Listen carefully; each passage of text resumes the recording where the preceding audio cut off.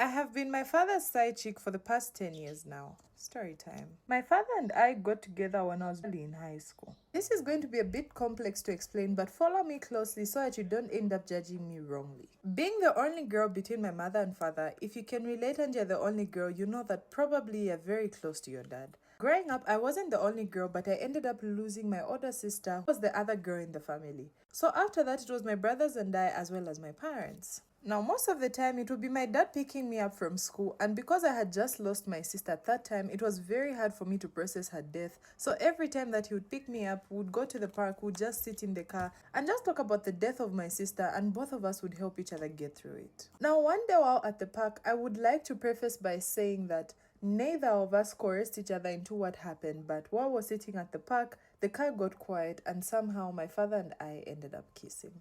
It was very unexpected, and the environment thereafter became so awkward. We both apologized to each other. At this point, I was quite old enough. I was actually in my final year in high school, so I understood perfectly everything that had just happened and what it would do to our relationship. So both of us apologized, and the awkwardness did continue for a few months.